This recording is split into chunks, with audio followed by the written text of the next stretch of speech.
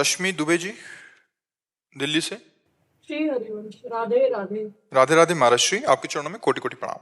महाराज, जब एक बार हमने स्वयं को प्रभु को समर्पित कर दिया तो फिर क्या हमें बार बार अपने सभी कर्मों को भी प्रभु को समर्पित करना होगा? क्योंकि दिन भर अभी समर्पित जब हो जाओगी तो प्रश्न ही नहीं रहेगा।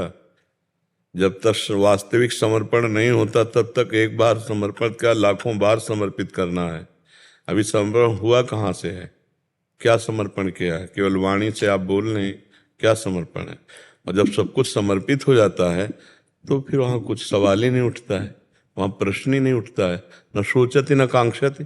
जो समर्पित हो गया वहाँ न कोई सोच रह जाती है, न कोई चाह रह जाती। आपकी अभी चाह भी है, सोच भी है, अभी समर्पित नहीं है आप। इसलिए बार बार हर कर्म समर्पित करते रहो, अपने आप को समर्पित करते रहो, अपनी वाणी को समर्पित करते रहो, अपने हृदय को, अपनी क्रियाओं को, सबको समर्पित करते रहो। जब एक दिन समर्पण हो जाएगा तो सकल कामनाहीन जय राम भगति रसलीन। अब कुछ अपना बचा ही नहीं तो समर्पण क्या करें? समझ रहे ना? ये अभी स्थिति नहीं है आपकी, इसलिए हम आपको बता रहे हैं कि आप अपने कर्मों को समर्पित कीजिए और बार बार समर्पित कीजिए। भगवत समर्पण की वृत्ति जब स्वयं समर्पित हो जाता है तब जागृत होती है। अभी स्वयं में आप एक स्त्री हैं, स्वयं में आप अभी एक चाहत हैं, अभी कई आपके अंदर कामनाएं हैं, कई प्रश्न हैं, कई समस्याएं हैं, तो समर्पण किसको किया है? आप हमारी बात समझ रहे हैं? तन आपका है, मन आपका है, चेष्टाएं आपकी है, तो समर्पण क्या है? केवल दिमाग और वाणी से हम कह रहे हैं कि हम भगवान को समर्पित हैं, तो क्या बार बार समर्पित करें? यही बता रहा है कि समर्पित नहीं है। नहीं, समर्पित हुई गोपिकाएं, समर्पित हुए प्रेमी जन बार बार अपने को समर्पित करते रहते हैं।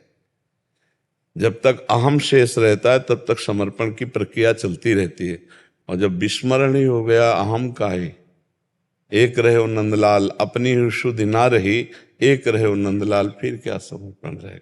ये समर्पण की पूर्णता हो जाती है। तो जब तक ऐसी पूर्णता नहीं है तब तक हमको शास्त्राज्ञा संताज्ञा मानकर बार बार हर क्रिया, हर चेष्टा, हर भाव प्रभु को समर्पित करते रहना। इससे हमारे हृदय में अहम का नाश होकर भगवान की विशुद्ध भक्ति जागृत हो जाएगी। समझ पा रही आप? महाराज जी, अगर दिन में कोई ऐसी क्रिया हो जाए जैसे किसी की निंदा हो जाए तो भगवान से क्षमा याचना मांगनी चाहिए, हृदय में ताप पैदा होना चाहिए, आगे से ना करने का नियम लेना चाहिए। वो समर्पित नहीं की जाती, उसे पश्चाताप करके भस्म किया जाता है। प्रभु मेरे से गलती हो गई, अंदर से दाह होना चाहिए, ऐसा कैसे हो गया? किसी की निंदा मैंने क्यों कर दी? कोई मैं बहुत अच्छी हूँ क्या जो दूसरे की निंदा करती हूँ? हमारे अंदर खुद इतने दोष हैं। पहला दोष परदोष दर्शन। अगर परदोष दर्शन न होता तो मैं निंदा कैसे करती? हे भगवान, मुझे सद्गुण सद्बुद्धि प्रदान करो जिससे मैं आपकी योग्य बन सकूं, मैं किसी की निंदा न कर पाऊं, हर जगह आपको देख पाऊं। समझ पा रहे हैं ना? हाँ, तो हम अंदर से जलें, अंदर से ताप पैदा करें, उसे प्रायश्चित कहते हैं। ये प्रायश्चित करेंगे तो हम उसको समर्पित नहीं करना। नहीं, भगवान को समर्पित किया हुआ कर्म अनंत गुना बढ़कर फल देता है। तो इसलिए हमें भगवान को हम अपवित्र वस्तु, अपवित्र क्रियाएं थोड़ी भोग लगाते हैं। ऐसे हम गंदे कार्य अगर हो जाए तो भगवान के सामने प्रायश्चित करें, क्षमा याचना करें, और जो अच्छे हो जाए भगवान को समर्पित करते चले जाए। और कोई क्रिया हमें पता ही ना चले, कोई गलत हो गई दिन में हम, तो वो भगवान को समर्पित कर दो, वो सब ठीक हो जाएगा। जैसे खाना बनाया तो प्रभु को बोले कि हमने जो समय दिया भोजन बनाने में आपको समर्पित। नहीं, वो तो थाल में लेकर उनको भोग लगाओ जाके। हाँ, तो इसके समय उसमें गया। हाँ, बच्चे को पढ़ा रहे हैं। बिल्कुल बिल्कुल बिल्कुल। तो हर बार बोलना है कि भगवान ही आप। ये अंदर की बात है, हमारी बार बार वृत्ति जुड़ेगी ना प्रभु से। प्रभु 8 से 9 बजे तक जो हमारा समय गया, पता नहीं इसमें कितनी बार आपको स्मरण किया या विस्मरण हुआ ना। तो 1 घंटे का समय आपकी सेवा, बहुत बार भूल जाते हैं। तो इकट्ठे समर्पित कर दो। 5 घंटे बाद जब याद आवे तब समर्पित कर दो, वो तो पूरा समय है। फिर शयन करने जाओ तब पूरा समर्पित कर। हमारा चित्त भगवान से जुड़ा रहे, हमारी वृत्ति समर्पण की बनी रहे, और जब समर्पित हो जाएगा तो फिर ये सब नहीं होता।